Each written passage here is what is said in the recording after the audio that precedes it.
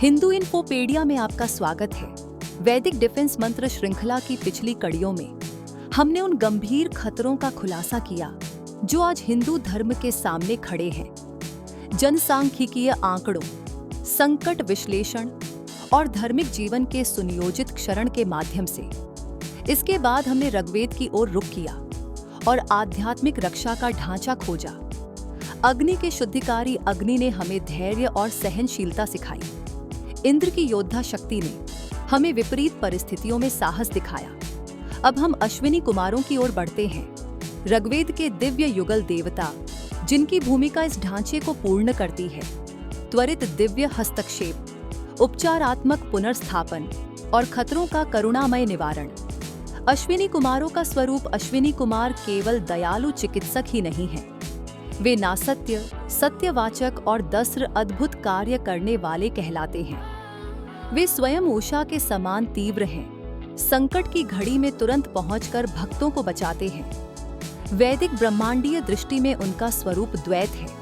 वे घाव भरते हैं, टूटा हुआ पुनः स्थापित करते हैं और दुर्बल समुदायों को पुनर्जीवित करते हैं। वही शक्ति पाणियों, राक्षसों और धर्म को कमजोर करने वाली शक्तियों का नाश भी करती है। सच्ची रक्षा का यही सिद्धांत है, कल्याणकारी को पोषित करना और हानिकारक को हटाना।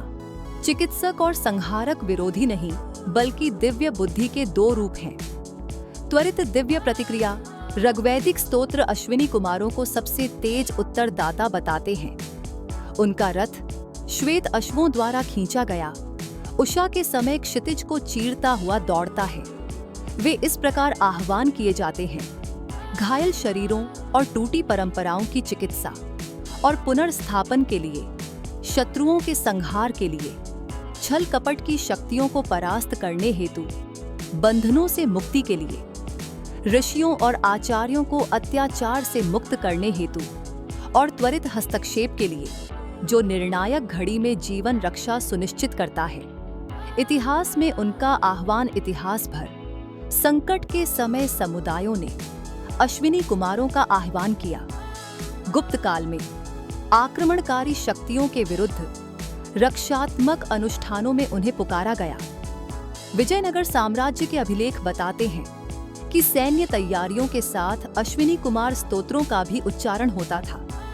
मराठा प्रतिरोध ने भी इन सूक्तों को पारस्परिक सहयोग प्रणालियों के साथ जोड़ा।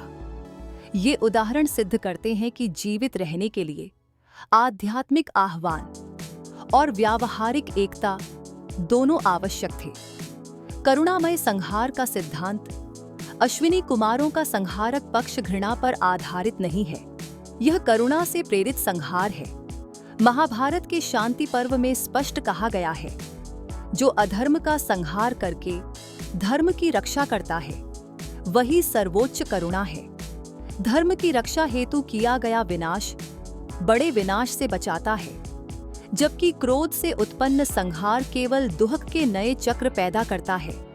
यह शिक्षा समुदायों को प्रतिशोध की भावना से बचाकर धर्म और कर्म की शुद्धता पर केंद्रित रखती है। ऋग्वेद में उनका स्वरूप। ऋग्वेद उनके कार्यों को जीवंत रूप से दर्शाता है। ऋग्वेद 1 कातर में अश्विनों से उन पाणियों के पराजय की प्रार्थना की गई है, जो यज्ञ के बिना ही प्रभाव प्राप्त करना चाहते हैं। ऋग्वेद 1:66 में वे सप्तवद्री ऋषि को कैद से मुक्त करते हैं। ऋग्वेद 1:6 में वे धर्म के विरुद्ध कार्य करने वाले राक्षसों का नाश करते हैं। और ऋग्वेद 8:22 में वे तीव्र सुरक्षा और भौतिक समृद्धि, घोड़े, गौ और धन सुनिश्चित करते हैं। ये मंत्र दर्शाते हैं कि उनकी रक्षा संपूर्ण है, शारीरिक, आध्यात्मिक और आर्थिक। आधुनिक प्रासंगिकता। परंपरागत रूप से भोर में सामूहिक जुटान, समन्वित स्तोत्र पाठ और पारस्परिक सुरक्षा प्रणालियों का अभ्यास किया जाता था। संकट के समय आह्वान की तीव्रता और बढ़ाई जाती थी, जिससे दिव्य सहायता और मानवीय तैयारी का संगम हो। आज ये शिक्षाएं केवल अतीत की बातें नहीं हैं, वे आधुनिक समाज को प्रेरित कर सकती हैं कि सामूहिक प्रार्थना करें, सहयोग नेटवर्क बनाएं और अपनी सांस्कृतिक तथा आध्यात्मिक निरंतरता की रक्षा करे। निष्कर्ष अश्विनी कुमार हमें बताते हैं कि दिव्य सुरक्षा कभी एक तरफा नहीं होती। यह घाव भरती है, टूटा हुआ पुनर्जीवित करती है और शत्रुओं को हटाती है ताकि वे दोबारा प्रहार न कर सकें। उनके सूक्त हमें याद दिलाते हैं कि अस्तित्व के लिए करुणा और शक्ति दोनों आवश्यक हैं, नवीकरण और रक्षा दोनों आवश्यक हैं। उनमें हम दिव्य सुरक्षा की पूरी परिधि देखते हैं: त्वरित हस्तक्षेप, उपचारात्मक अनुग्रह और धर्म की अडिग रक्षा। अश्विनी कुमार सूक्तों के माध्यम से वैदिक डिफेंस मंत्र श्रृंखला इस सत्य की पुष्टि करती है: धर्म का अस्तित्व प्रतिशोध से नहीं, बल्कि दिव्य आह्वान और सामूहिक दृढ़ता से बना रहता है। यदि इस वीडियो की सामग्री उपयोगी लगी हो तो कृपया इसे लाइक करें और चैनल को सब्सक्राइब करें। ब्लॉग पढ़ने के लिए विजिट करें hinduinfopedia.org।